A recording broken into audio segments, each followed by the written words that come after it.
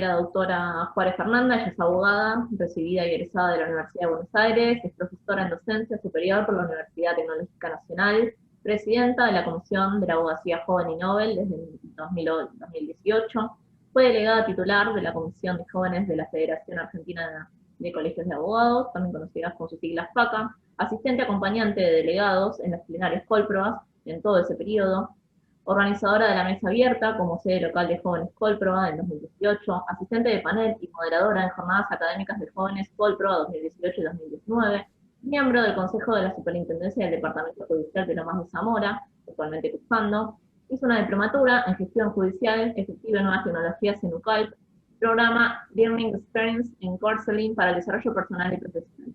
Le doy la palabra a la doctora Juárez. Bueno, André, muchas gracias. Muchas gracias a todos los presentes, en especial al doctor José Fabián de la Cruz. ¿Me escuchan bien? Sí, perfecto. Que siempre se encuentra a disposición para los jóvenes en lo que necesitemos, muy bien predispuesto para ayudar en todo lo que necesitemos. Quiero agradecer también especialmente a la doctora Alejandra Gómez Almar, que nos ha tenido muchísima paciencia para coordinar todo este ciclo de charlas, así que un beso y un abrazo enorme para ella, que nos ha tenido una paciencia infinita, que es un orgullo de esta comisión, porque fue parte de esta comisión, egresó hace poquito, pero es parte de esta comisión, un orgullo de la comisión, y hoy coordina el área académica de nuestro querido colegio. Así que mil gracias a ella y la paciencia que nos tuvo para coordinar este gran ciclo que hemos preparado para todos los jóvenes, y que bueno, la verdad es que el objetivo de esta comisión justamente es eso, acompañar al que recién comienza, ¿no? Más allá de la edad que tenga, y estamos para acompañarlos desde el primer momento, porque nos gusta estar desde el momento de la jura de matriculados, ¿sí? Algunos me deben conocer de la jura, a mí, a Elena, a todos los que van siempre y les dan la bienvenida en la jura. Bueno, hemos intentado consensuar los temas que generalmente sondeamos como interrogantes entre los jóvenes y nobles, y a raíz de ello surge este programa que hemos consensuado, más allá de que también tenemos una lista larga de otros temas que se abordarán más adelante. Sí, quiero agradecerle a todos y a cada uno de los miembros maravillosos que hacen posible la comisión, porque hoy estamos comandando realmente esta semana algunos pocos, pero va a haber lugar para todos. Estoy agradecida a todos y cada uno de los que forman parte de esta comisión. Somos un montón y esta vez, bueno, tuvimos que elegir a algunos para que moderen y coordinen esta semana, pero va a haber más, así que los demás no se me pongan celosos, que todos van a tener lugar y oportunidad en esta hermosa semana de la abogacía joven y Nobel. Bueno, en esta semana no, pero quizás en las actividades que vienen hacia adelante. Bueno, no quiero ser largo, pero siempre me voy por las ramas. Quería hacer una breve presentación de los chicos que están hoy moderando esta semana, y ya los dejo con la vicepresidenta de la comisión, que va a decir unas breves palabras para que podamos ya volver a Andrea, la moderadora, y arrancar. Bueno, hoy modera la doctora Andrea Belén Pérez, abogada egresada con honores de la UBA, docente de la Universidad de Buenos Aires en la materia Obligaciones Civiles y Comerciales, abogada en ejercicio, abogada a defensa del consumidor, integrante de la Comisión de Jóvenes y Nobles Abogados de este colegio, delegada titular de Abogacía Joven y Nobel Colproa. Mañana va a estar moderando la actividad en Derecho Laboral, ¿sí? Mañana es laboral, ¿no? Sí.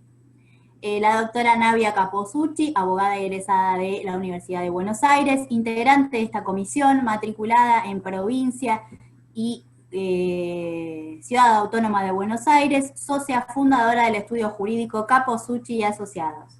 El miércoles va a estar moderando la doctora Camones Monroe, abogada en ejercicio, abocada a casos de familia y laboral y civil, multifuero, vicepresidente de la Comisión de Jóvenes y Nobles Abogados de este colegio, ex delegada suplente de la Abogacía Joven y Nobel Colproa, integrante del Instituto de Familia.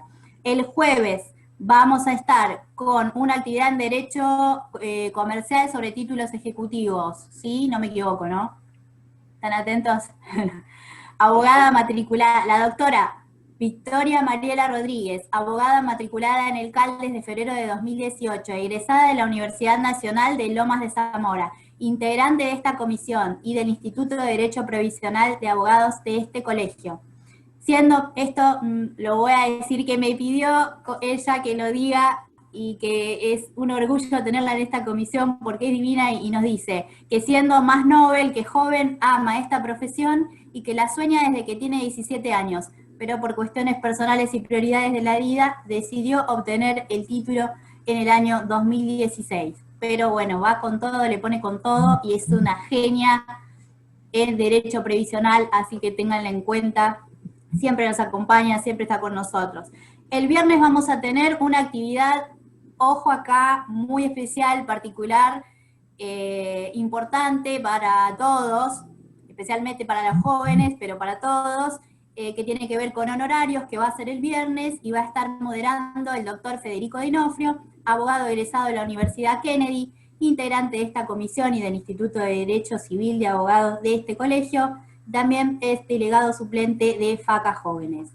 Agradecimiento especial también, por último, pero no menos importante, al doctor Jorge Benjamín Lojo, secretario de esta comisión, miembro de creo que todas las comisiones del CAL, pero especialmente es secretario de la Comisión de Derecho Canónico, miembro de Integración de Derecho Civil, y bueno, especial gracias por tener impecables siempre todas nuestras actas de reunión. Ahora sí, me voy a tomar agua y dejo que siga nuestra querida vicepresidenta, que las va a invitar a las próximas reuniones que tenemos, que estamos trabajando en un nuevo modelo de reunión un poco más interactivo, dividido en 3 ejes temáticos, uno que va a tener que ver más con la tecnología, uno segundo que va a tener que ver más con un desarrollo profesional, y un tercer módulo que va a tener que ver más con interconsultas, ¿sí? Pero de modo más interactivo y con bastantes invitados, así que a todos los invito,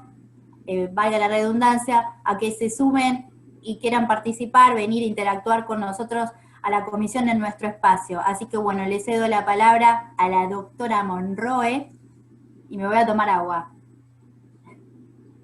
Gracias, Presi. ¿Cómo están? Buenas tardes a todos. Bueno, parte de lo que decía la presidenta, me gustaría invitarlos, todos los martes nosotros nos reunimos, bueno, ahora con la pandemia y demás, mediante videollamada, a las 18:30 estamos organizando distintas actividades, así que los voy a invitar, para los que no están en nuestro chat de jóvenes, que me dejen el numerito, así yo después los puedo agregar y bueno, siempre van a estar anoticiados de todo lo que venimos armando siempre con este lindo grupo que nos acompaña. Así que sin más, porque si no se hace muy largo. ¿A quién va? ¿André? Ya estamos. Chicos, gracias. Bueno, vamos a dar inicio a la charla que hoy nos convoca, que es inicio de demanda de evaluación del caso judicial. Primeramente, agradecerle al doctor Fabián de la Cruz, en el cual vamos a hacer un relato de su tan honorable currículum. Él es abogado en ejercicio, matriculado en Capital Federal, en la provincia de Buenos Aires, posee también matrícula federal, es abogado y procurador, especialista en Derecho de Familia, Derecho Sucesorio, cuenta con una diplomatura en familia, niñez y adolescencia, también tiene una diplomatura en instituciones profundizadas del derecho individual del trabajo, una diplomatura sobre derecho procesal y constitucional administrativo. Le competen ámbitos de participación, en los cuales es delegado ante la Comisión de Seguimiento del Cumplimiento de la Convención Interamericana contra la Corrupción, director del Instituto de Investigaciones Jurídicas del Colegio de Abogados de Avellaneda de Lanús, miembro del Instituto de Derecho de Familia del Colegio de Abogados de Avellaneda de Lanús, e integrante del Registro de Abogados del Niño de la Provincia de Buenos Aires de Colproa. Muchas gracias, doctor. Le cedo la palabra. Bueno, está. En primer lugar, les quiero agradecer particularmente a la Comisión de Jóvenes, porque me van a permitir seguir con esta línea de aprendizaje que tenemos todos los letrados.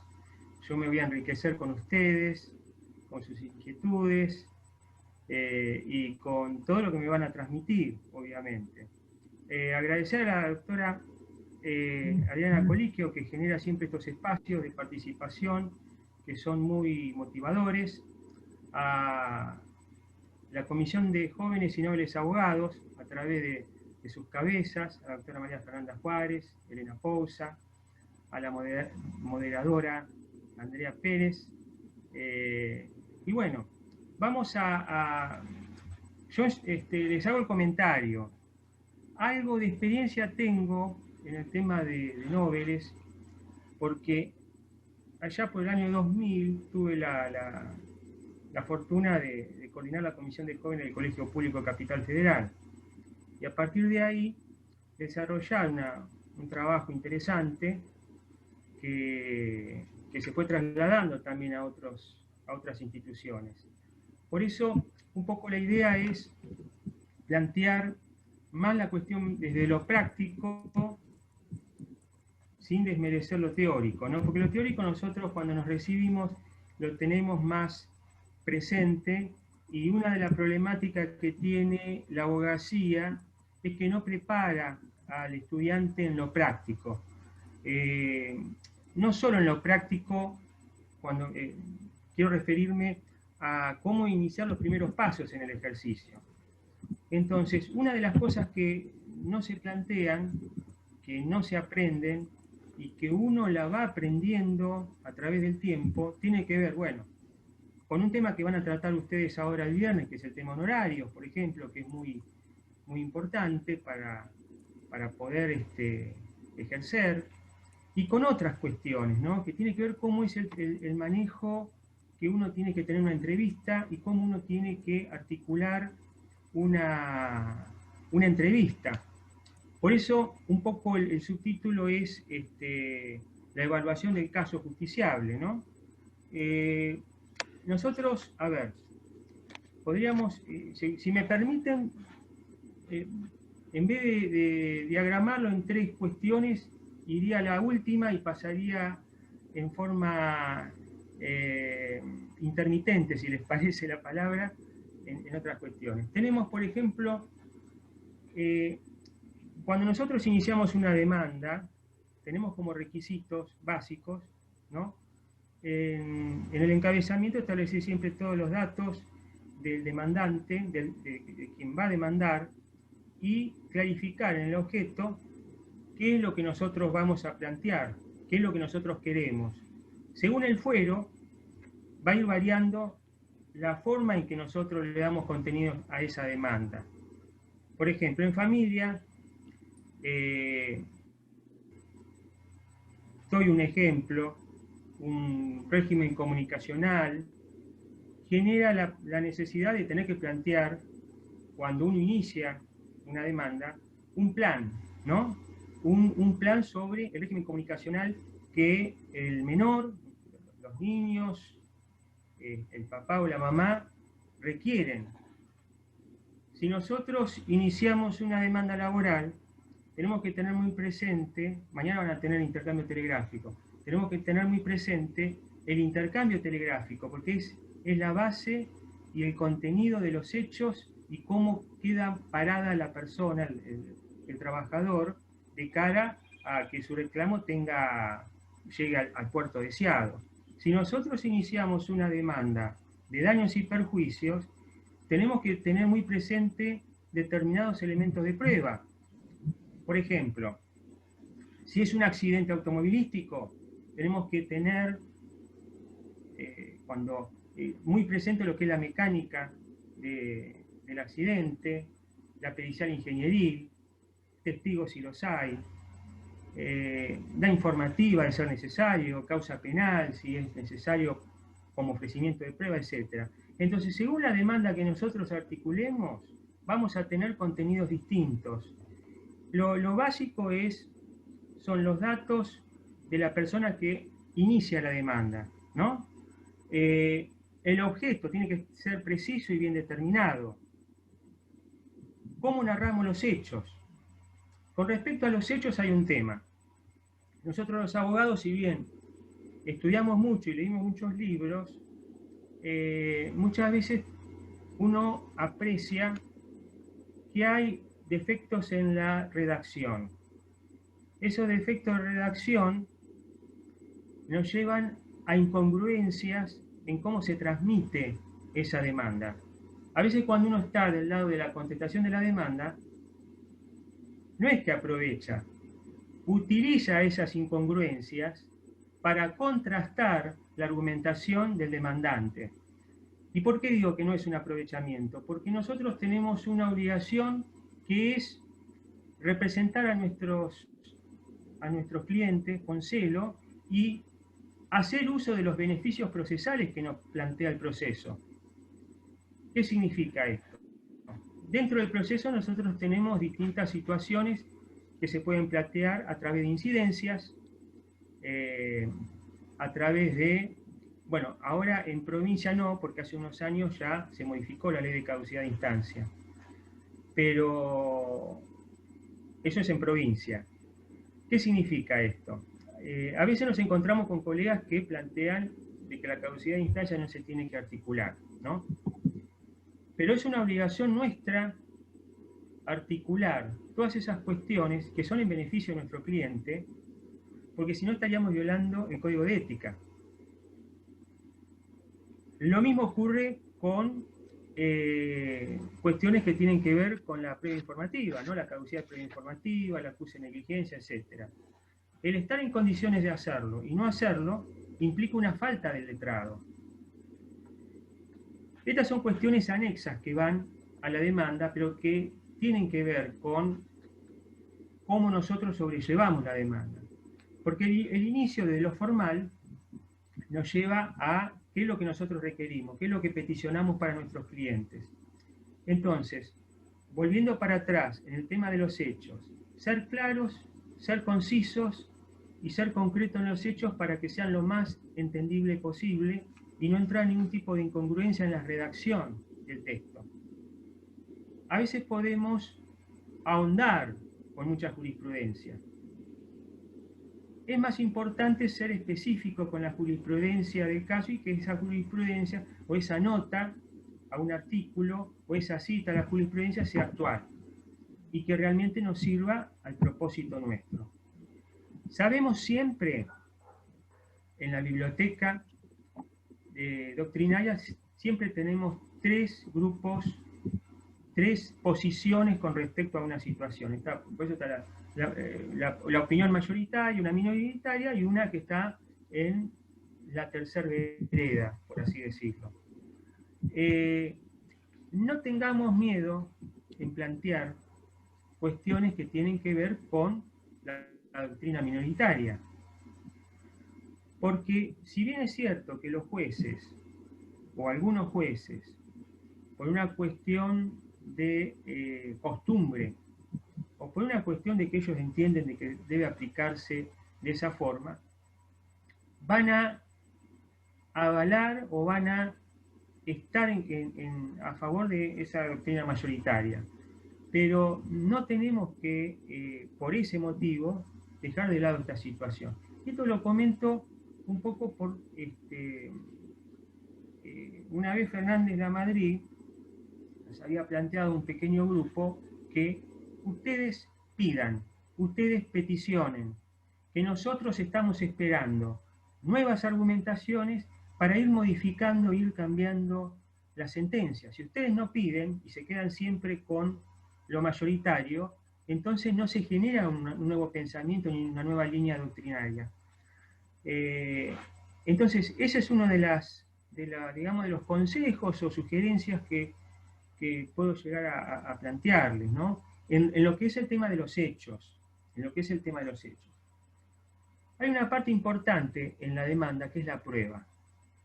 Y acá hay causas en donde son realmente la prueba, por ejemplo, si nosotros iniciamos una acción por alimentos, no necesitamos mucha prueba, sino determinar cuál es el ingreso del alimentante.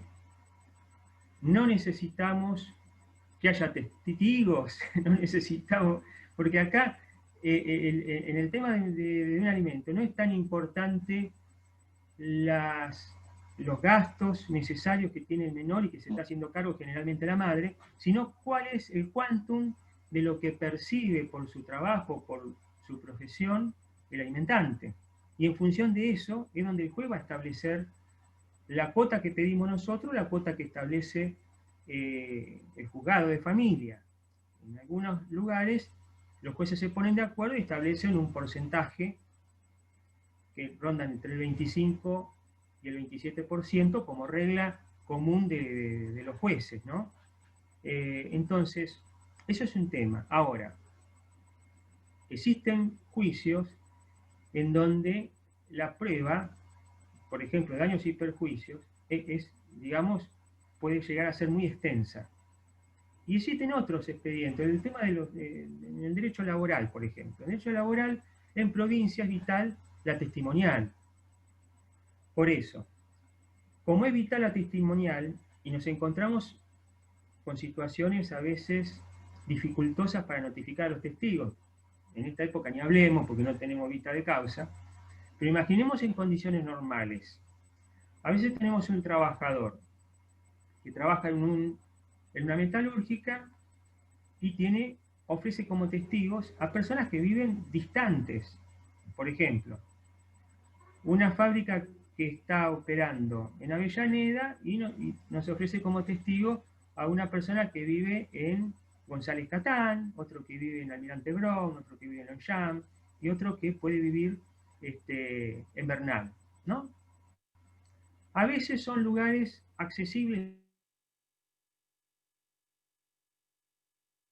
Hay veces que ese testigo trabaja en negro y le es dificultoso no trabajar ese día por la pérdida de plata que le significa para ir a una audiencia. Hay ocasiones en que el testigo se muda y no se informa. Y en casos muy poco común, pero que me ha ocurrido, el testigo muere y entonces la lista de testigos que nosotros tenemos para la vista de causa, cuando vamos por el trabajador, se achica. Por eso nunca inicien, o sea, si no les queda otra posibilidad, bueno, con 3 testigos. Traten de que sean 5, hagan el ofrecimiento que establece el código de rito para ampliar el número y tengan presente siempre los tiempos que el trabajador, en este caso hablando de un juicio laboral, que el trabajador tenga contacto con esos testigos para el hipotético caso de que estos se muden. Porque la vista de causa, por ejemplo, es determinante en un juicio laboral, en provincia. En capital es distinto, porque en capital, al tener las audiencias testimoniales en distintos días, permite de alguna forma ir viendo cómo se va a ir resolviendo el tema y se puede llegar a un acuerdo sin necesidad de una sentencia cuando la contraria ve que los testigos se están afirmando y están haciendo valer la verdad que está de alguna forma estableciendo en el expediente el trabajador. Eso con respecto a los hechos, ¿no? Como para ir viendo la diferencia en los hechos. El derecho sucintamente tiene que estar establecido, ¿no? En la capite derecho. No hace falta establecer una carilla de articulados, sino con poner el artículo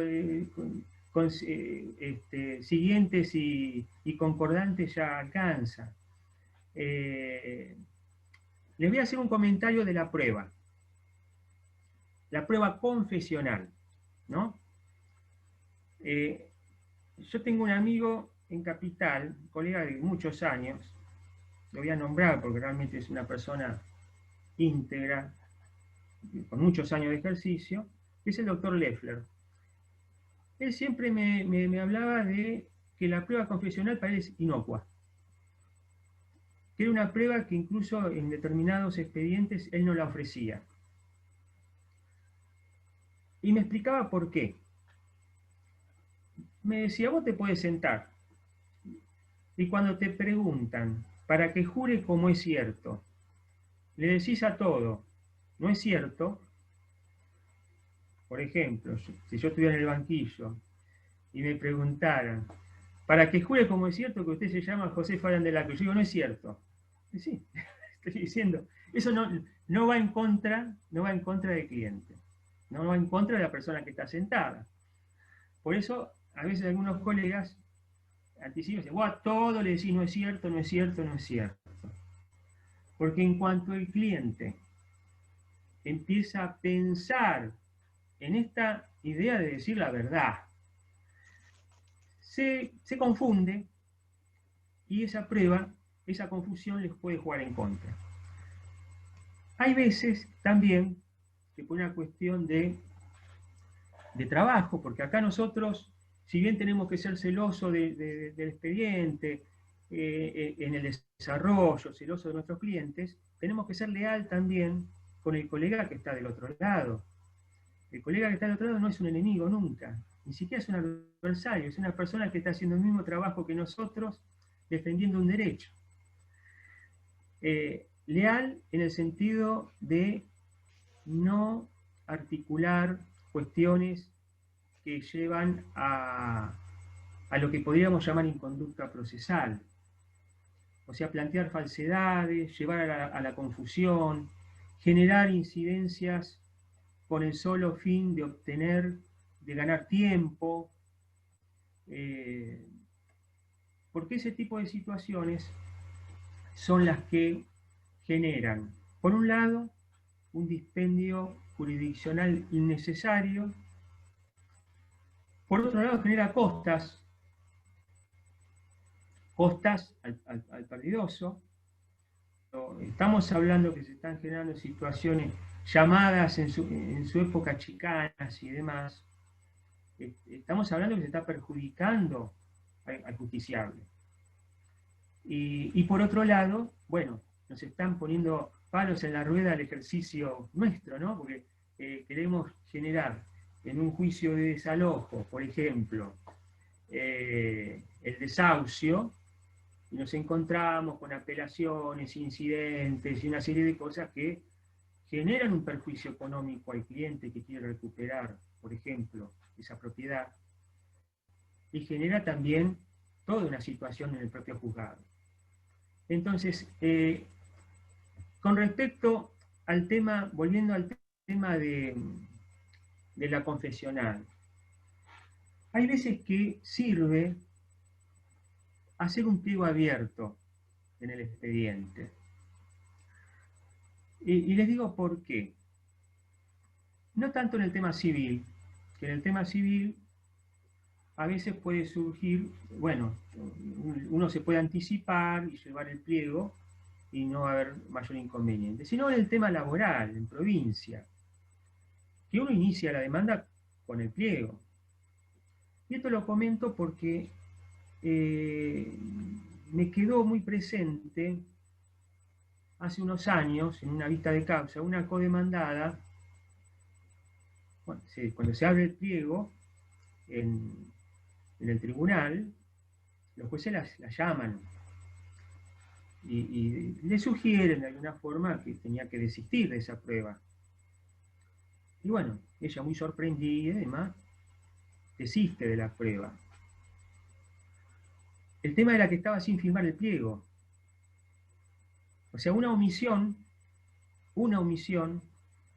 de la colega, tal vez por el cúmulo de trabajo o por estos errores naturales, ¿no? De firmar una copia, de firmar un original y no firmar la copia. Tenía el pliego. No fue una prueba determinante porque fue un juicio que se ganó con los testigos nada más, ¿no? Pero bueno, es una situación para la colega y es una cuestión difícil de explicarle a un cliente, ¿no? Decirle a un cliente que somos humanos y que nos podemos equivocar es complicado, ¿no? Porque es como que no debería ocurrir, pero ocurre. Igual, doctor, le hago una consulta. Por el papel escrito, ha ocurrido muchas veces que uno presenta el papel escrito con la copia y en el juzgado le ponen sello de ingreso a la copia y nos devuelven el papel firmado por nosotros. Y si no nos damos cuenta en el momento, queda el escrito sin esa formalidad, ¿no? Y lo otro, bueno, después de la prueba, que es, lo de la prueba es un análisis, y como recomendación, a veces nos encontramos con el apuro del cliente. Ahora después quiero volver a lo que es la entrevista, ¿no? El apuro del cliente, por la ansiedad, por la necesidad, lo que sea, puede llevar también al error, a no esperar conformar una mejor prueba para presentarnos. Entonces, la pausa es importante tenerla, porque eso nos va a permitir a nosotros ingresar con una demanda en la cual la chequeamos y nos tomamos el tiempo prudencial para saber de qué está ordenada. Hay un tema. Cuando nosotros ingresamos una demanda y presentamos escritos, nos estamos presentando nosotros. O sea, una demanda bien articulada, prolija, con escritos prolijos, con presentaciones con contenido, es un poco la carta de presentación nuestra en el juzgado. Porque lo que ve el juez es el expediente. Y si nosotros somos claros y somos ordenados en el desarrollo de la causa, se empieza a generar algo que es muy valioso y que después con el tiempo le damos importancia, que es la imagen del colega, ¿no? Cuando uno ve desprolijidad, en cierta forma piensa que el colega es desprolijo y a veces no es muy bueno eso, ¿no? O sea, si nosotros somos prolijos y somos ordenados, lo ayudamos al juzgado, por un lado, porque le agilizamos también el trabajo, y nos ayudamos nosotros también. El petitorio es la síntesis, es la petición en términos concisos y claros de la demanda. Eso desde lo formal. Yo quería agregarles algunas cuestiones desde lo práctico, ¿no? Por eso vine un poco con algunos contenidos. Después me quiero parar en el tema de la entrevista, pero antes de seguir quisiera saber si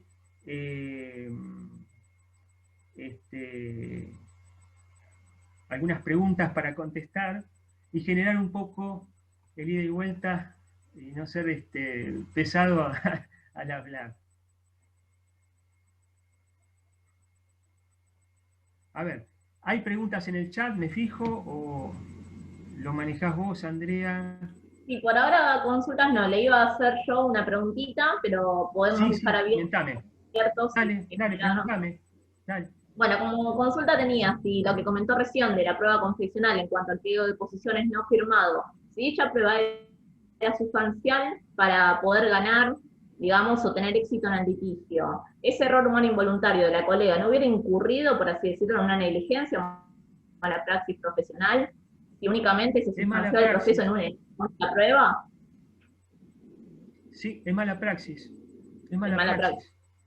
Lamentablemente, porque se incumple con lo que es el celo en el expediente. Por eso cuando yo les comentaba,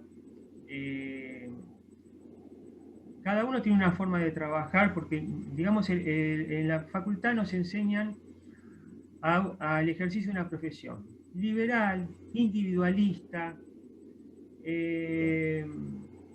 en cierta forma materialista, confrontativa, litigante. Yo tuve la suerte de estudiar en la Universidad de Lomas de Zamora, de recibirme en la Universidad de Lomas de Zamora, haber pasado primero por la UBA, y entonces pude en su momento comparar los planes de estudio de aquel entonces entre la UBA y Lomas de Zamora. Y una de las falencias que vi en los planes de estudio de la UBA, de la cual es una universidad de las mejores, ¿no? Vamos a plantear ese tema. Es que, por ejemplo, nosotros en Lomas teníamos quiebras y en Capital no había quiebras, a menos que se eligiera la especialización. Y así pasaba con varias materias. Entonces yo digo, el abogado se recibía orientado hacia un fuero, pero con carencias respecto del otro. Nosotros, de aquí estoy hablando hace unos cuantos años, salíamos clínicos, abogados clínicos, ¿no? Después, a partir de ahí, el estudio, la vocación, lo va llevando a cada uno a ir especializándose o no en alguna otra cuestión, y tiene que ver también con qué tipo de trabajo uno desarrolla. En el caso mío particular, yo arranqué con muchos temas de derecho laboral, defendiendo a los trabajadores.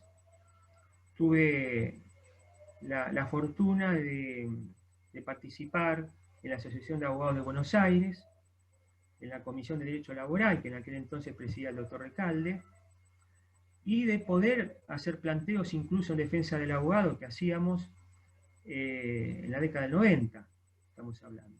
Y les hago un comentario, una anécdota. Una de las cuestiones cuando se creó el SECLO, a nivel nacional, ¿no? El SECLO, pero en Capital Federal, se habilitaba y se permitía las conciliaciones laborales sin abogado del trabajador. Esto era una barbaridad. Era algo, bueno, a través de un planteo que hicimos,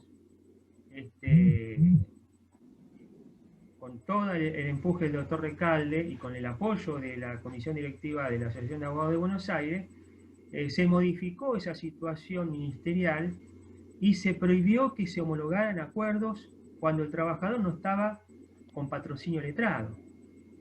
Estamos hablando de algo que hoy parecería inaudito. Sin embargo, esas son las cuestiones en las cuales nosotros los abogados tenemos que también comprometernos, no solo en el ejercicio, sino también en la defensa de los derechos, porque todos los que estamos acá,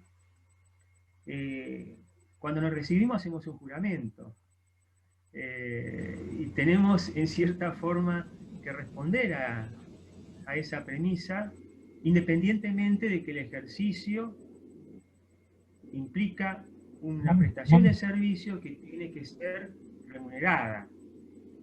Se tiene que cobrar las consultas, nuestro tiempo y nuestro saber se tiene que plasmar, y la gente eso lo tiene que entender.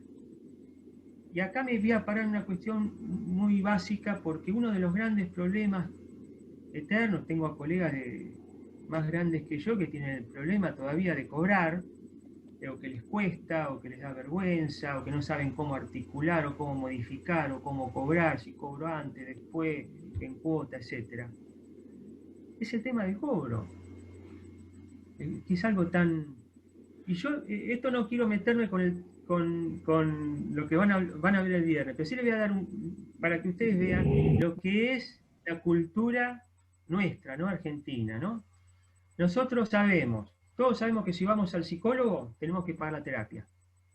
Son 40 minutos, no hay que llegar tarde, es puntual, ¿no? Y se paga.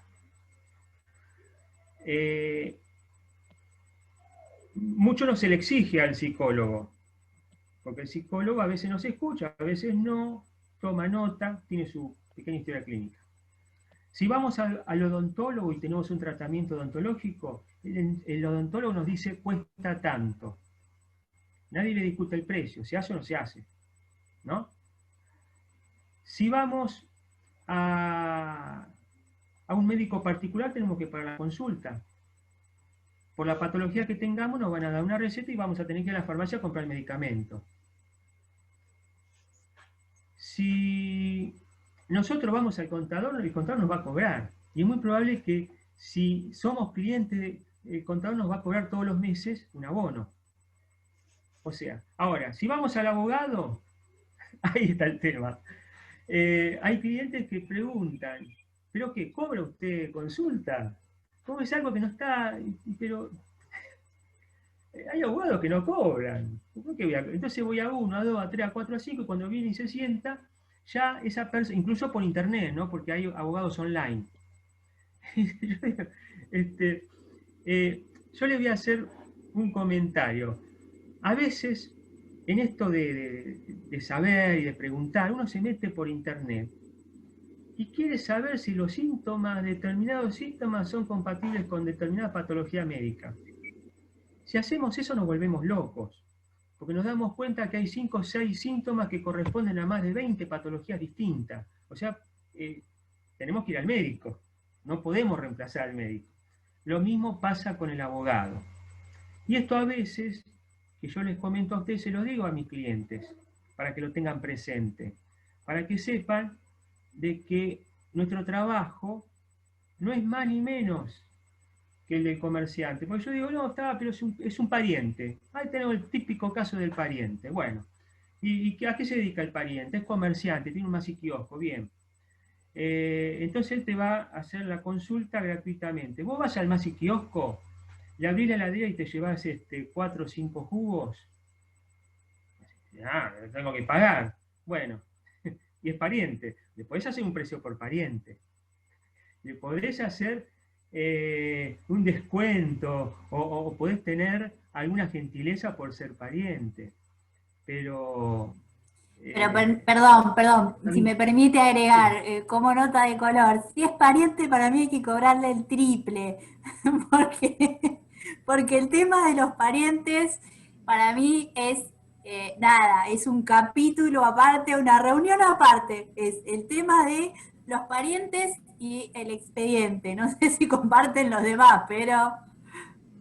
Coincido plenamente. 24 horas. Coincido plenamente, los parientes lo peor. Encima te discuten.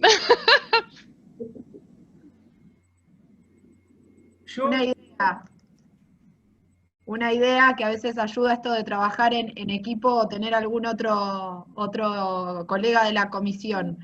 Pasa esto con parientes o con conocidos, que hasta a uno le da vergüenza cobrarle, sabe el laburo, como dice Fer, que va a ir rogar, pero da vergüenza porque queda mal, entonces esto de decir, de manejarlo con alguien, o ¿sabes qué pasa? Mi socio, esa también, yo te cobro la mitad porque, bueno, pero mi socio la participación, o derivarlo a alguien para que lo lleve y uno estar tranquilo y compartir el trabajo y demás, pero que dé la cara a alguien. Sí.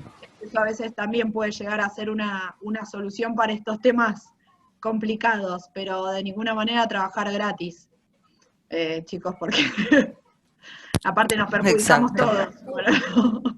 Les hago un comentario. Yo cuando arranqué con un abogado, le hacía la procuración a un abogado de muchos años, y entonces él me daba consejos, ¿no? Lo ideal es siempre tener a alguien que a uno lo aconseje.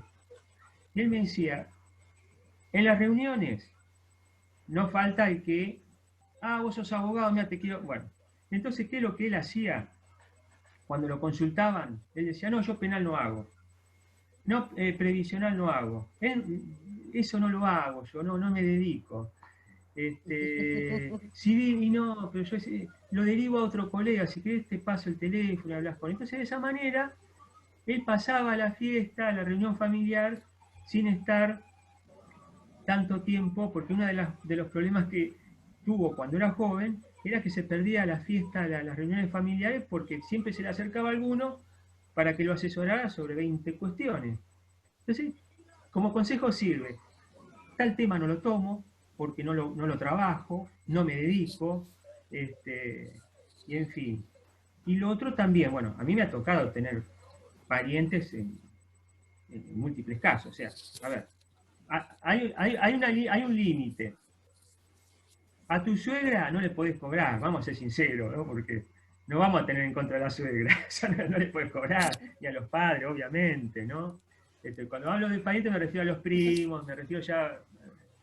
Claro, sí, ahora que quedé re maldita, ahora quedé como que odio a la familia, pero no, iba... La cuestión era ir, obviamente que siempre uno está dispuesto, pero bueno, ciertamente casi siempre por la confianza que se tiene, es un trabajo que a nosotros nos va a costar muchísimo más, y aparte nos pone nerviosos realmente, porque también es esa cuestión de decir, esa presión que me parece que es mayor Sí. cuando no conoces a la persona, ¿no? Presión y doble responsabilidad. Es doble responsabilidad, presión y además Sí.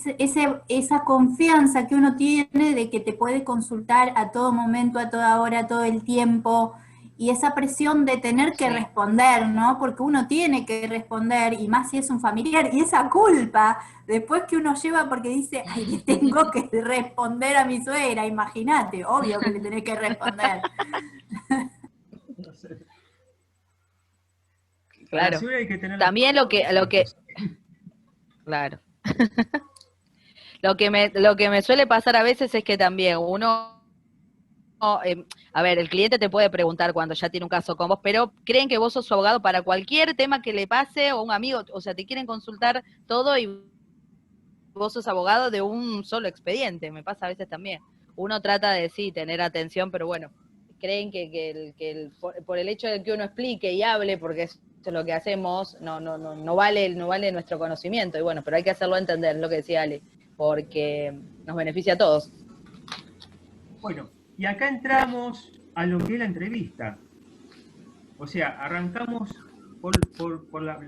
casi por la parte final de lo que es, pero volvemos al primer punto. ¿Cómo hacemos la entrevista? ¿Cómo nos plantamos frente al cliente? El cliente también, según el fuero, si es un trabajador, a veces nos vamos a encontrar con un trabajador con título universitario que trabaja en la industria plástica, la cual ya nos encontramos una persona preparada que nos va a agilizar el trabajo. Y a mí me ha pasado de ganar un juicio porque el trabajador había tenido ya la inteligencia de hacer grabaciones y filmaciones, entonces teníamos ya un paso adelante en la cuestión, ¿no? Como también trabajadores muy limitados por el estudio, por el tipo de trabajo, por el ámbito social, ¿no?, en que se desarrolla. Entonces nos cuesta comunicarnos con él porque terminología técnica o específica no la entienden.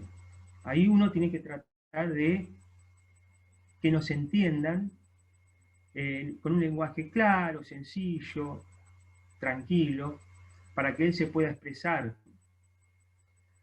Y cuando nos ofrece los testigos del distracto, una vez que hacemos todo el intercambio, que a veces lleva mucho tiempo, saber, tener bien presente y tomar nota qué es lo que sabe este testigo, qué es lo que sabe tal otro, cuándo ingresó este, cuándo ingresó el otro, para saber cómo nosotros nos vamos a manejar en la audiencia vista de causa.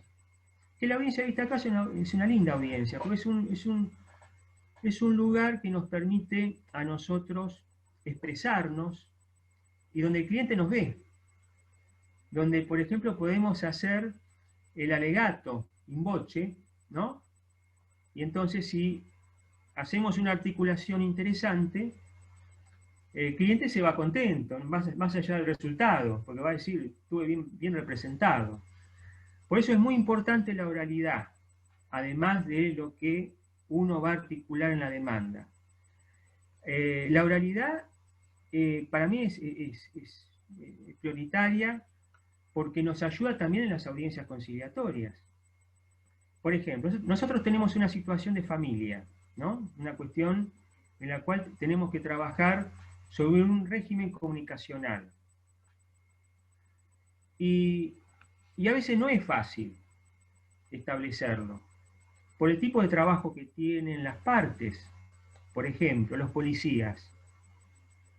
Los policías tienen horarios muy difíciles de manejar un régimen comunicacional porque tienen días rotativos, feriados rotativos, a veces horarios extensos. Entonces se hace dificultoso establecer un sábado y un domingo, y a veces nos ha pasado a mí, al letrado de la otra parte, al consejero de familia, quedamos enfrascados y no entendemos de lo que están hablando, porque están hablando de los días, de los horarios en su léxico, y no sabemos qué día establecer en el régimen comunicacional. Pero es importante la expresión y que sea clara. Cuando el cliente llega, según el fuero, nos vamos a encontrar con una situación particular. Si es un tema de familia y viene una situación de violencia, nos encontramos que va a haber un relato con todo un contenido emocional fuerte, si se trata de una mujer que sufre violencia, ella, los hijos, etc. Entonces nosotros ahí tenemos que saber manejar esa situación emocional, no porque seamos psicólogos, sino porque necesitamos ir llevando la entrevista a lo que nosotros necesitamos para instrumentar después en la demanda. O sea, nosotros necesitamos de parte de esa persona que nos transmita determinados contenidos para después plasmarlo en una demanda. No podemos ir, si queremos podemos estar 3 horas escuchando a la persona. Yo no me parece que sea bueno ni para la persona, que se puede confundir en que uno, además de abogado, como abogado que maneja herramientas jurídicas, también tiene que ser contenedor de toda esa cuestión. Más allá de que en familia lo seamos, porque familia plantea lo que es la interdisciplina. Entonces, más allá de eso, no es lo ideal, sino que sea más concreta la entrevista, que sea lo más potable posible para ambos, para de esa manera poder darle nuestra devolución de lo que consideramos que hay que hacer, ¿no? Entrevista. Primer entrevista, segunda entrevista, nos llega una cuestión que es compleja, que no la entendemos bien. Me pongo en primera persona. Necesitamos una interconsulta. Hagámosla. No es difícil decirle al cliente, mire, su situación es compleja, quiero, antes que nada, antes de iniciar la acción, quiero hacer una interconsulta, lo voy a llamar a un especialista o lo voy a consultar. El cliente se va a ir conforme con esa primer consulta y va a volver para saber qué es lo que se resolvió. O sea, Perdón, Doc. si ustedes no pueden ver la respuesta inmediata, tienen esta posibilidad también. Sí. Es lo que antes uno escuchaba de los abogados más grandes, el voy a estudiar el caso. Digo, uno ahora se siente También con la obligación de tener que dar una respuesta en el momento, y antes lo más usual era, déjame que estudie la mejor estrategia, déjame que piense que se me ocurre, o sea, de no sentir vergüenza esto de pedir un tiempo, como los tiempos de la entrevista y la resolución los llevamos nosotros, no tiene que ser inmediata. Perfecto, sí, es así, muy bien. Doctor, Es verdad. permiso. Sí. Le quería decir algo. A mí en la facultad me enseñó una profesora muy astuta, que sobre todo en los casos de familia, que son cosas complejas y demás, está bueno que el cliente nos deje un escrito de propio puño y letra, explicando qué es lo que pretende de nosotros, ¿no es cierto? Entonces, a nosotros nos sirve como prueba, al momento, no, pero yo no te dije esto, yo no te dije aquello, y el cliente es como que de esa forma se compromete mejor, porque realmente, o sea, el cliente va a mentir muchas veces para salvar su situación, ¿no? Me ha pasado de hombres que me han dicho, sí, pero yo pago la obra social, y después me dicen, no, no la pago, y con este escrito hecho, yo tengo la prueba de decir, pero vos me dijiste tal cosa, y no queda mi palabra contra la de él, ¿no? Me pareció muy astuto de parte de la doctora, y lo uso a menudo. Es una muy buena opción. Es una muy buena opción esa de, voy a hacer tal la demanda, ¿por qué no me haces una síntesis de los hechos? ¿La traes por escrito o me la mandás por correo, en Word, así yo la bajo y ya me es más fácil articular? Es una muy buena opción, sobre todo para evitar esto de que te dije y no te dije. Incluso, perdón, doctor, también porque nos cabe responsabilidad profesional con el tema de los testigos. Antes a veces era común de que te pasen por teléfono los datos, o que el cliente te pase los datos.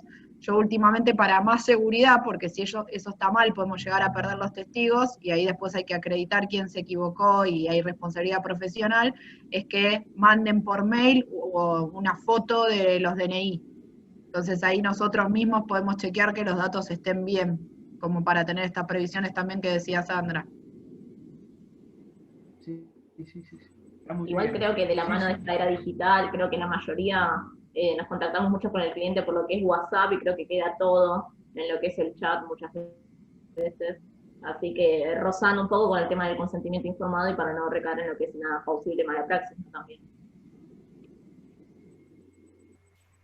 Sí, permiso. A mí siempre me gusta decirle a los clientes que esperan una respuesta inmediata que los estudios jurídicos se llaman estudios jurídicos justamente por eso, digamos, porque el cliente se va y el abogado se puede estudiar. Entonces, que la respuesta inmediata, a veces, en algunas situaciones, se puede brindar, pero que el análisis del caso merece también un análisis, como digerir lo que uno tomó de esa entrevista, o de esa primera reunión, o de ese mail con el relato de los hechos. Y también un poco del manejo de las expectativas, de entender del cliente qué es lo que pretende, por lo menos que de entrada preguntarle, a mí me está funcionando, administrar las expectativas con los clientes. Entonces, de entrada, preguntarle qué pretende. Con el relato de los hechos o con la situación en la que está, que me diga qué es lo que quiere, antes de que yo le diga nada. Entonces, después, podemos ir administrando. Mira, esto que vos pretendés, $1 millón, es imposible.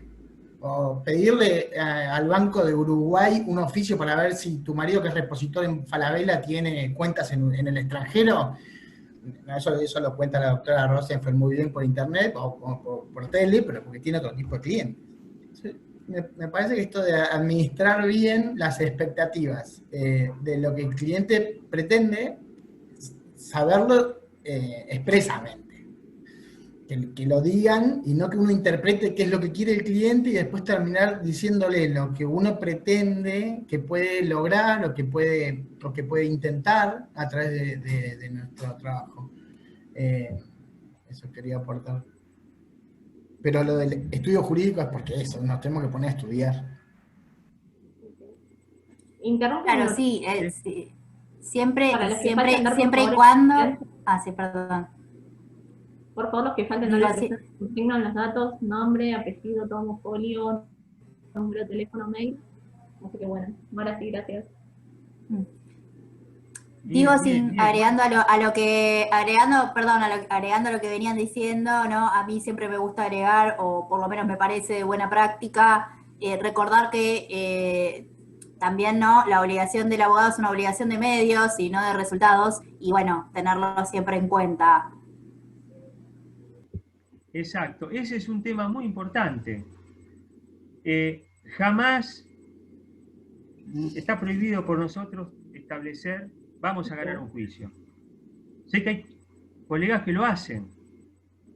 Sé que hay colegas que dicen cuestiones, o sea, después les ha pasado que me han tenido a mí del otro lado, esto lo gano de taquito, cosas así. Y bueno, en tema de familia sepamos todos que el 90 y pico % de los casos se concilian. Es estadístico este tipo de cuestiones. Pero no decir, o sea, se va a ganar o se va a perder, no depende de uno. Va a depender de una situación. Uno va a hacer todo lo posible para que el cliente gane el juicio. Ahora, si nos fallan los testigos, si el cliente en la confesional dijo cualquier cosa, si cuando tenía que venir no vino y quedó confeso, bueno, son eventualidades que no podemos manejar. Yo le voy a hacer un comentario una vez que me pasó. Esto fue cuando salió un juicio que fue largo, duró unos cuantos años. Cuando salió la primera ley, la 24.557, la ley de riesgo de trabajo, al otro día nos llega un caso de enfermedad, accidente, despido, las tres cosas, ¿no? Demandamos a la empresa en donde prestaba servicio, a la agencia por la que trabajaba, y eran 1, 2, bueno, eran 3 demandados, no me acuerdo el tercero. Pero me acuerdo que el presidente de la agencia era abogado. Era abogado. Entonces cuando tuvimos la confesional, claro, él, esta la vamos a desistir, la confesional, ¿no? Doctor, estaba yo con otro colega. No. No, ¿cómo no la vamos a desistir? No, la vamos a tomar. Él pensaba que como él se había puesto como íbamos a decir, bueno, síntesis, abogado, con unos cuantos años de ejercicio. En la confesional se puso tan nervioso que decía cualquier cosa. En laboral estamos hablando. La confesional le fue en contra, pero porque se puso nervioso. Un abogado de muchos años. Ahora, ahí, en esos casos, la confesional es válida. En general, la confesional, si ustedes la analizan, no sirve. Es inocua. Es inocua y nos lleva a una situación de tensión, porque sentar a un cliente a decir no es cierto, no es cierto, no es cierto, que es lo que en la mayoría de los casos ocurre, no tiene mucho sentido. Sobre todo en algunas situaciones o sea, es una prueba que uno la tiene que ofrecer porque obligatoriamente está dentro del plexo de probatorio en el cual uno lo tiene que introducir. Uno no puede en un juicio, en el inicio de una demanda, obviar una prueba que le puede significar ganar un juicio. Porque eventualmente ocurre eso, cuando la persona queda notificada y no se presenta a la confesional, en algún caso se puede tomar eso como un elemento determinante para que esa persona pierda el juicio. En otros casos no. En otros casos, por ejemplo, en algunos laborales sostienen que además de eso tiene que haber la testimonial para establecer la sentencia. Pero bueno, son miramientos, es el famoso hilito que cada juzgado tiene y demás. Pero en general es una prueba inocua. Y hay un tema. Tenemos la entrevista. Tenemos que establecer una modalidad de tiempo dentro de la entrevista. Ser administrador de ese tiempo, del nuestro y de la persona, para que nos sirva a ambos. Podemos tomar nota del contenido y también le podemos decir a la persona que vaya tomando nota de cuál es la cuestión y que venga con esa notita también o que la vaya elaborando. Pero también es importante lo siguiente, en temas de familia y en otros fueros, es importante que exista un feeling con el cliente, sobre todo cuando vamos a necesitar comunicarnos continuamente, ¿no? Si arrancamos con conflicto, vamos a tener un proceso con conflictos con el cliente que va a terminar mal, va a terminar que en algún momento el cliente va a revocar el patrocinio, nosotros vamos a renunciar. Entonces es importante de entrada manejar esa situación con el cliente, plantearle la necesidad de que tenemos que estar comunicados, de que los tiempos no los manejamos nosotros, de que es el Poder Judicial el que tiene que manejar las resoluciones, y el tiempo que tarda una resolución en un juzgado, a veces, según el juzgado, puede ser 2 semanas, 3 semanas, un mes. Y explicarle que no todos los casos son iguales, porque puede presentarse que uno toma un caso de un despido, y el otro colega toma, el otro despido del compañero lo toma otro colega. El intercambio, de hecho, puede ser distinto. Las causas pueden ser parecidas, porque lo despidieron directamente, le dijeron no vengan a trabajar, bueno, pero caen en juzgados distintos. Y entonces los tiempos van a ser distintos. Y si el cliente ve, pero el otro ya cobró y yo todavía estoy, bueno, pero el otro, son cosas distintas. Tenemos que manejarles esa cuestión, porque si por algo el abogado todavía no es reemplazable, por una máquina. Esto es artesanal. Esto estamos hablando de que somos abogados de estudio chico, y del otro lado nos encontramos con los grandes estudios, sobre todo en capital, gigantes,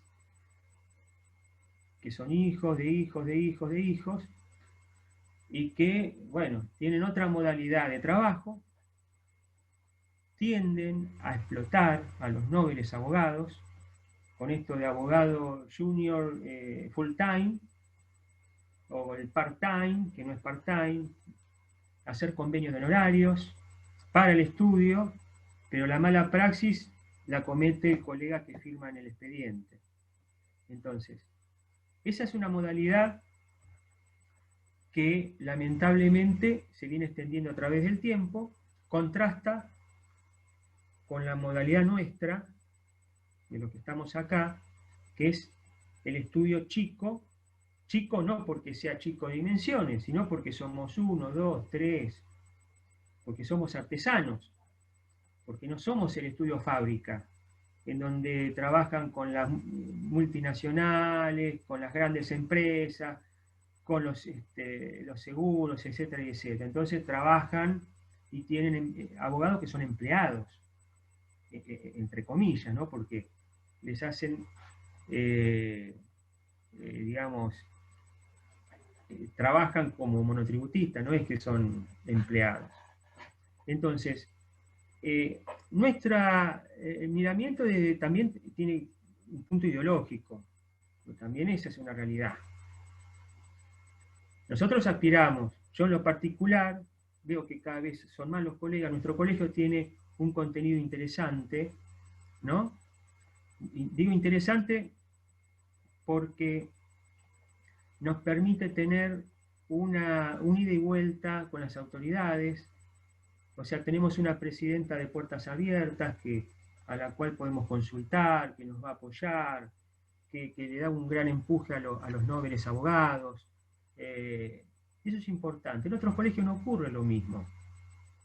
En otros colegios nos encontramos con que es difícil acceder a tener una entrevista con el presidente del colegio, o directamente el presidente del colegio no está en el colegio, no se lo ve, nos encontramos con un secretario. Entonces, hay un contenido, y el contenido tiene que ser a través de la solidaridad.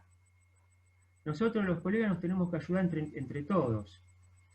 ¿Y cómo nos podemos transmitirnos experiencias, transmitirnos situaciones, ayudarnos cuando lo necesitamos?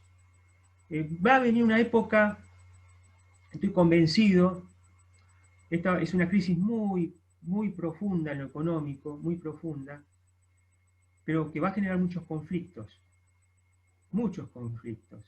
Y ahí vamos a estar nosotros, para tratar de resolver esos conflictos, que van a ser piramidales, ¿no? de lo gigantesco. Vamos a tener mucho trabajo. No sé si vamos a cobrar mucho, o lo mismo o menos, no lo sé. Eso va a depender de cada uno. Pero que vamos a tener mucho trabajo, pero estén convencidos de que es así, porque a ver, en las épocas de conflictos, en las épocas de crisis económica, esto aparte es mundial y demás, pero que vamos a lo nuestro, estamos acá en nuestra Argentina, en nuestro Gran Buenos Aires, despidos, o sea, problemas laborales, problemas familiares, porque la situación económica ha generado separaciones, problemas con la cuota alimentaria, régimen comunicacional, temas previsionales, ¿no? Jubilaciones que están en veremos, accidentes laborales, otro tipo de cuestiones que tienen que ver con los desalojos, cobros de alquileres, ¿no? Ya estamos viendo que eso, la persona pierde el trabajo, no puede pagar el alquiler, no tiene a dónde irse. O sea, toda esa conflictividad nos va a tener a nosotros defendiendo derechos, porque estamos para eso.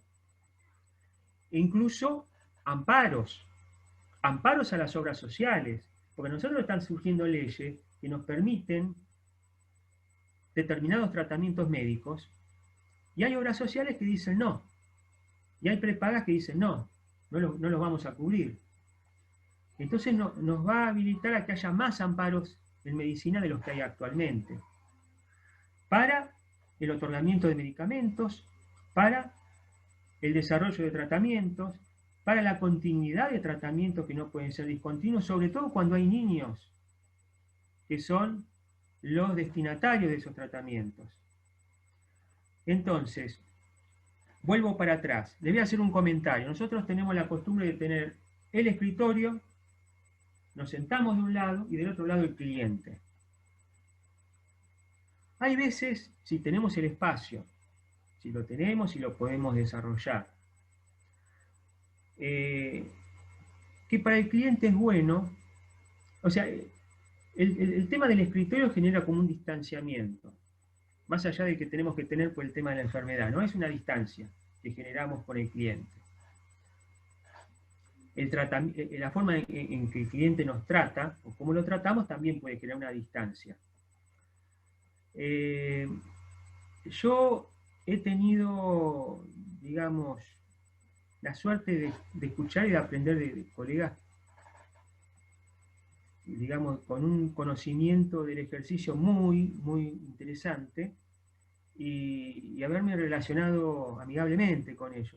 Hay un abogado que la verdad que yo lo admiro, es juez, él había ganado para ser camarista, pero bueno, por estas cuestiones de la terna, quedó como juez, que es Mario Elfman. Mario Elfman es un abogado laboralista que ha escrito, bueno, tuve la fortuna de organizar con él debates con Funes de Rioja, Mario Elfman y Funes de Rioja. Hasta que Funes de Rioja no quiso hacer más debate con Mario Elfman. No quiso hacer más debate con Mario Elfman. Bueno. Y Mario Elfman fue un poco reemplazado en esos debates por Recalde. Entonces ya los debates eran Recalde con Funes de Rioja o Recalde con De Diego, etc., ¿no? Pero Mario Elfman tenía una particularidad, que es con el trato con los trabajadores, para que el trabajador no se sintiera disminuido ante la presencia de él como abogado. Él tenía 3 sillones en la sala de estar y los hacía sentar en el sillón. Entonces hablaba con él de sillón a sillón, ¿no? Y sin el usted. A él le decía que eso le generaba una situación de mayor confianza entre el trabajador y él. Y además lo acercaba al cliente. Esto de no llevarlo al escritorio, sino sentarlo en un sillón frente a otro sillón. Yo a veces lo aplico con algunos clientes, porque hay veces que uno puede, cuando ya tiene clientes uno de muchos años, ¿no? 20 años, por ejemplo, que es cliente, y uno ya tiene un poco la confianza de sentarte en el sillón, vamos a charlar sobre tal cuestión. Esto lo comento porque es una modalidad que en su momento a mí me atrapó, y por ese motivo, cuando yo estaba ya con los primeros años de ejercicio y demás, pues me compré el silloncito, los silloncitos como para también poder poner en práctica esa situación. Y aparte porque en la década del 90 se trabajó mucho, y tenía que ver por esto del conflicto, que se trabajó mucho. Y había veces que me gustaba llegar a determinada hora, sentarme para descansar un poco la espalda, ¿no? Esa es la otra realidad. Entonces me servía por ese motivo. La conflictividad que viene va a ser alta y nos va a tener a nosotros con mucho trabajo. Esa es una cuestión para tener presente. En familia es importante que haya cierto feeling con el cliente. Y es bueno también decírselo al cliente. Vos tenés que sentirte cómodo conmigo. Pues si vos no te sentís cómodo conmigo ahora, o hay algo que no te cierra, o hay algo que no te parece, tómate una pausa, hacer una consulta con otro colega, porque capaz que no soy yo el colega que vos necesitas para tramitar tu causa. Porque si arrancamos con cierta rispidez, no vamos a llegar lejos. Entonces tenemos que arrancar, y aparte hay otra cuestión. Yo planteo que el juicio soy yo el que lo voy a desarrollar, y los objetivos son estos, estos y estos. Pero vos tenés que acompañarme para lograr esto, para después llegar a este otro objetivo, después llegar. Si vos me acompañás en mi consejo, y yo, que ya te escuché, sé cuáles son tus requerimientos, vamos a llegar a ese puerto final. Va a llevar tiempo. Y cuando llegue el tiempo, vas a ver, llegamos al primer punto, llegamos al segundo, y llegamos y cerramos la cuestión. Otra de las cosas son los acuerdos, ¿no? Que a veces nos encontramos con acuerdos que uno tiene que pensarlos para que después no surja un conflicto a partir de ese acuerdo. Esto yo lo comento por lo siguiente. Tenemos división de bienes. Vienen y plantean, bueno, ya estoy divorciado del año 2002, pero necesito hacer la división de bienes que no la hicimos nunca. Bueno.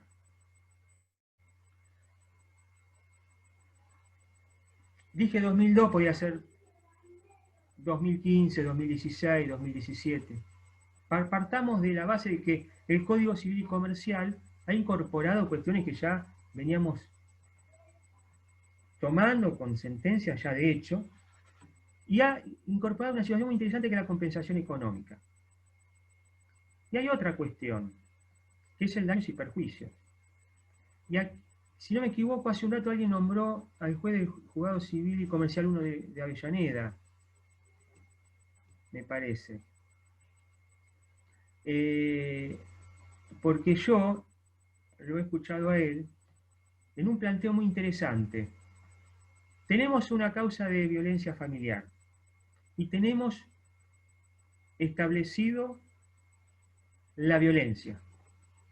Tenemos que la persona es violenta. ¿Cómo lo tenemos? A través de un informe psiquiátrico. O sea, tenemos la prueba de que es violento. Tenemos el expediente que nos dice que esa persona es violenta. Tenemos el daños y perjuicios. ¿Cuál es la prueba? El expediente. El expediente de violencia. Estoy repitiendo las palabras de un juez de hace unos años. Esto es para tenerlo presente. Porque a veces, en los temas de violencia, como son temas complejos y complicados, con una alta emotividad, y que no son digamos que hay que tener cierta amalgama espiritual para poder sobrellevarlo, tenemos que tener presente esto. Hoy hay muchas causas de violencia, cerca del 70%. Esta situación de cuarentena extendida en el tiempo ha puesto, lamentablemente, a muchas mujeres y grupos familiares en una situación más compleja que en situaciones normales, ¿no? Teniendo presente esto de lo que es la violencia familiar. Y ustedes imagínense que esta situación, el que es violento, si no trata de alguna forma articular con algún especialista, esa situación de violencia va a seguir, y la violencia es una espiral que sube y llega hasta cualquier límite, si no se le pone un freno. Entonces, ¿a qué apunto con esto? Que tenemos que dar atención cuando hay una causa de violencia. Así sea que sea falsa la denuncia. Bueno, si la denuncia es falsa, hay que presentarse en esa violencia y plantear las cuestiones para establecer de que es falsa. Porque hay otro tema, el estigma de ser violento a través de una denuncia, que después termina, digamos, paralizada y archivada sin nada más que esa denuncia inicial, lleva a estigmatizar también a una persona de ser algo que no es. Entonces, si estamos convencidos que nuestro cliente no es violento, y tenemos además los elementos para eso, tenemos que plantear eso y tenemos que hablarlo con el cliente. Y si vos tenés un expediente abierto de violencia, hay que presentarse, hay que articular, porque un expediente nos puede llevar a otro conflicto. Y cuando en familia tenemos muchos conflictos, tenemos que tratar de ir paso a paso, o hacer un marco de conciliatorio general. Para eso hay que hablar bastante con el cliente. A veces el cliente está enojado, a veces la mujer está enojada, o el hombre está enojado. Y en ese enojo dicen barbaridades. Yo me acuerdo una vez, alguien que me planteaba como una rendición de cuenta de la cuota alimentaria. Dice, ¿cómo vamos a hacer una rendición de cuenta de la cuota alimentaria? Y me dice, sí, porque el plato de fideos que come mi hijo lo comparte con el hermano que no es mi hijo. O sea, fíjense, ¿no? Y yo digo, pero ¿vos pretendés que una madre discrimine a sus hijos? Porque un papá paga una cuota y el otro no. No, eso es inaudito. Otras cosas más que le dije, bueno, el tema quedó ahí, ¿no? La realidad es esa. Nosotros tenemos que tener bien planteado lo que vamos a hacer cuando llega el cliente al estudio. ¿Cómo tenemos que articular la entrevista? Para luego saber cómo elaboramos la situación para llevar después al inicio de la demanda. Porque una vez que entramos en la demanda, ya entramos en otro carril, subimos a la autopista. Entonces, los primeros pasos no importa que tengan una extensión en el tiempo, lo importante es que sean sólidos y firmes. Y bueno, hay otras cuestiones que la van a ir llevando en esta semana, como es el intercambio telegráfico, como es el tema horario, como es el tema de familia. La doctora Bóveda va a hablar sobre el tema de alimentos. Y bueno, hay otra charla que ahora no me acuerdo también. Pero lo importante es que el cliente sepa, no por ser Nobel, porque todos fuimos Nobeles, no por ser Nobel no sabemos.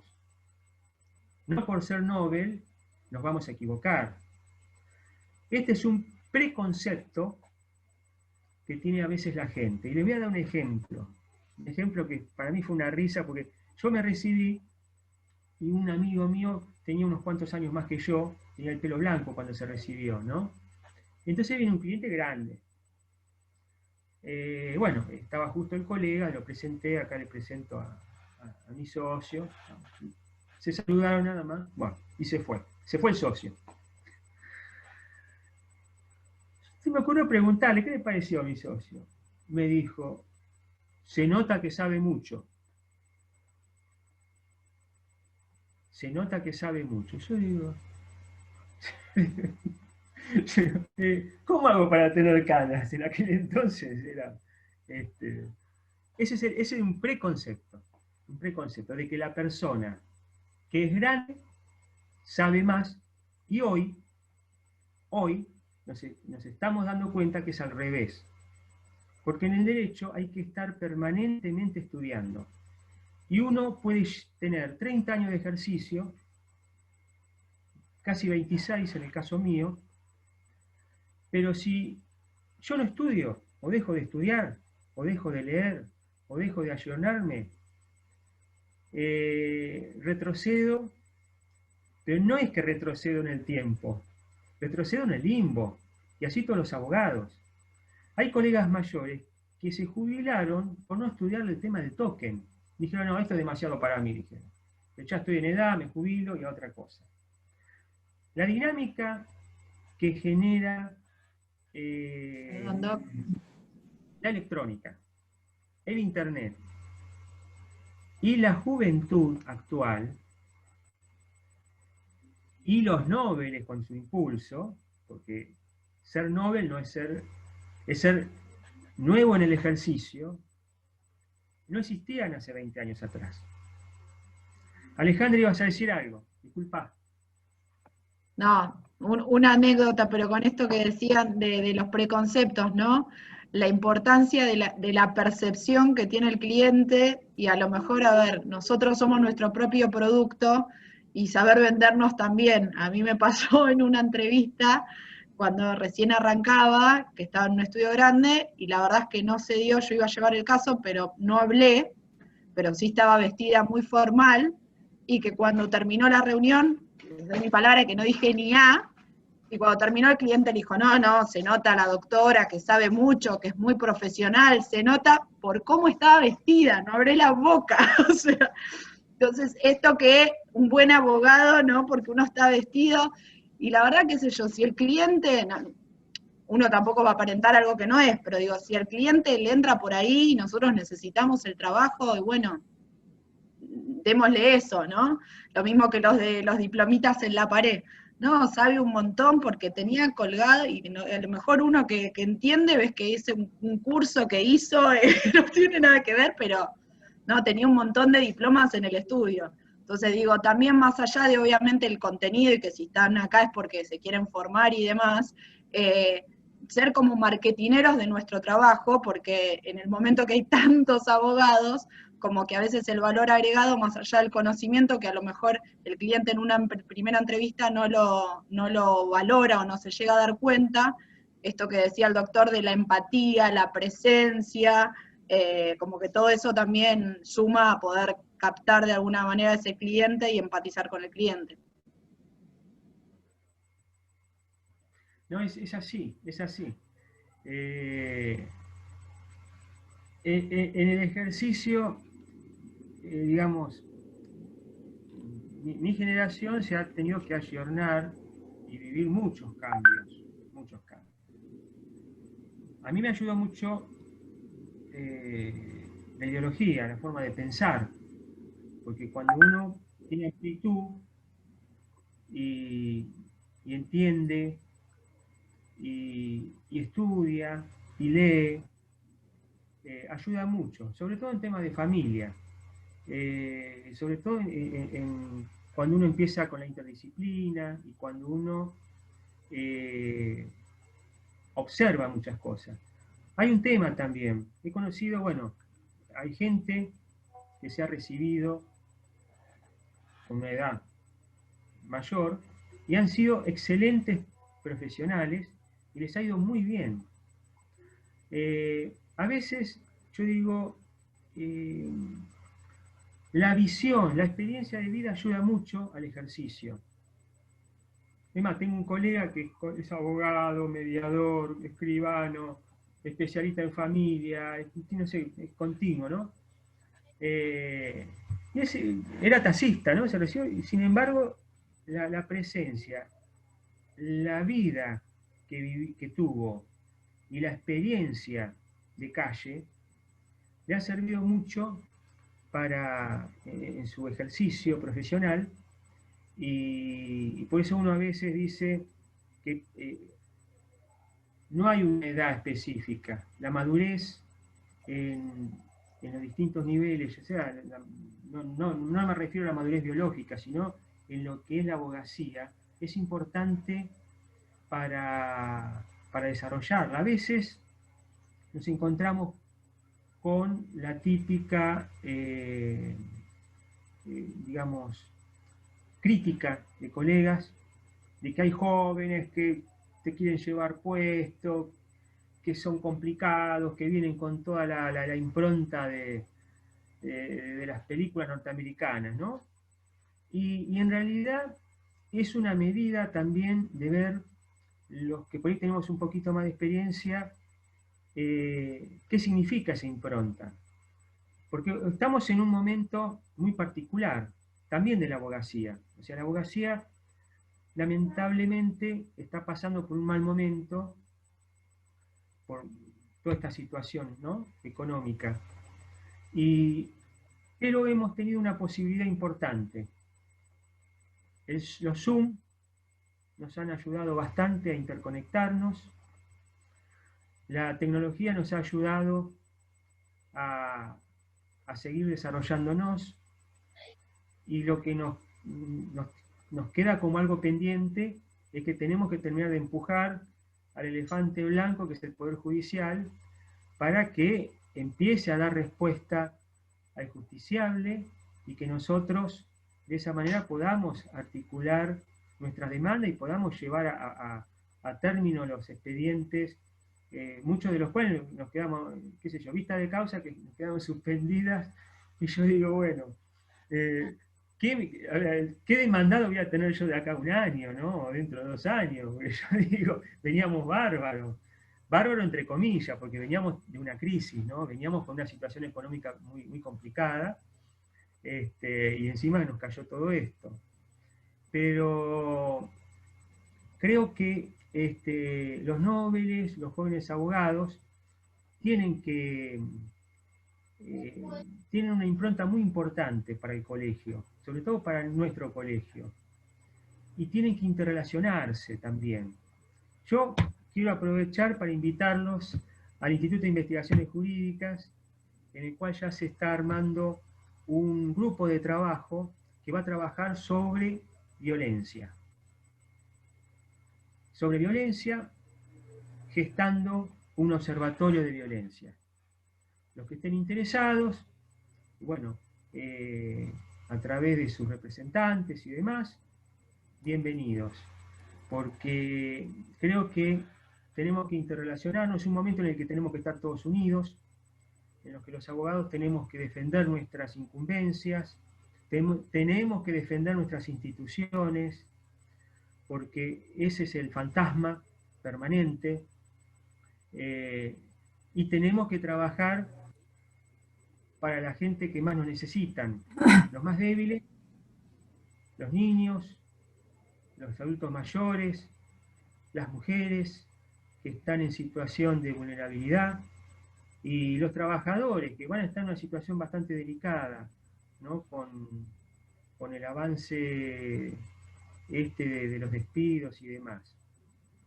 Por eso, otro aspecto de la entrevista que va a tener el tiempo que viene es la angustia. Es la angustia. Y a mí me tocó, hace 2 años, clientes con temas laborales con angustia y con la necesidad imperiosa de ya necesitaban la plata. Estando en un intercambio telegráfico, estando armando una demanda. Bueno, frente a eso tenemos que prepararnos, frente a la angustia de la persona que no puede esperar a mañana, convencerlo de que esto no puede estar de un día para el otro, no va a estar en una semana, no va a estar en un mes, que los tiempos para la resolución de ese conflicto no depende de nosotros, depende de un poder judicial que tiene que levantar esta feria en la que está y que tiene que articular. Tenemos los medios electrónicos para poder avanzar en las causas. Lo tenemos nosotros, lo tiene también el Poder Judicial. Necesitamos la voluntad de ellos también. Nosotros estamos preparados para seguir. Necesitamos que ellos también nos acompañen, porque esto es de todos. Hoy nos unimos nosotros, mañana nos vamos a unir entre todos. No nos queda otra unión para salvar estas situaciones que se nos vienen. Por eso nos tenemos que preparar con el tema de la angustia en la entrevista, que va a ser un aditamento complicado de acá a unos meses, cuando en definitiva esto empiece a abrirse o a liberarse de alguna forma, y nos encontremos con los despidos que por ahí nos hicieron este año, por las suspensiones a través de decreto, y por los despidos que ya vienen preparando muchas empresas hace varios años. Piensen que ya grandes empresas hace unos años ya armaron el famoso trámite para las suspensiones, Y bueno, y el consumo no mejoró, así que el tema laboral va a implicar también todas las cuestiones relativas a cuestiones civiles, ejecuciones, etcétera. Sí, doctor, ¿De si quién? me permite el comentario y la intervención, quiero decirle que estoy totalmente de acuerdo en esto que viene diciendo. Yo creo que es un momento en el que todos deberíamos empujar para el mismo lado, ¿no? Y tratar de cada uno desde su rol, ¿no? Poder hacer funcionar la maquinaria judicial, porque esto es un tema que nos concierne a todos desde todos los distintos roles que pueden ocupar. Y más que nada, es muy importante, ¿no?, dejar de lado esta cuestión, yo creo, de tener en cuenta esta mirada que por ahí es a veces antagónica de el joven y Nobel y el experto, porque hoy estamos todos medio como en la misma, entonces, bueno, es buenísimo poder colaborar unos con otros. Nosotros los jóvenes podemos aportar muchísimo en tecnología y en nuevas cuestiones que justamente se vienen de acuerdo a la angustia y ese tipo de cuestiones que van a venir post pandemia. Entonces también estamos estudiando nuevas cuestiones como tecnología, counseling, coaching y todo ese tipo de cuestiones que también hacen al lado humano del abogado, que es el abogado del futuro, es el abogado de la hora en realidad, el abogado que tenemos que tener para hacer frente a esta pandemia y a estos momentos y circunstancias que estamos viviendo. Ahora le voy a ceder la palabra a nuestra moderadora, disculpe la interrupción, pero bueno, ya estamos en horario, así que bueno, le agradezco de corazón esta charla y todos los conocimientos que nos ha brindado a los jóvenes y nobles. Bueno, agradecerle en suma a todos, al doctor José Fabián de la Cruz por la excelente disertación del día de la fecha, agradecerle a todos los presentes por la escucha activa, dejar 2 minutitos, si les parece, por si surgió alguna inquietud durante la disertación, poder disiparla así con el doctor, y bueno, nuevamente darle las gracias a todos.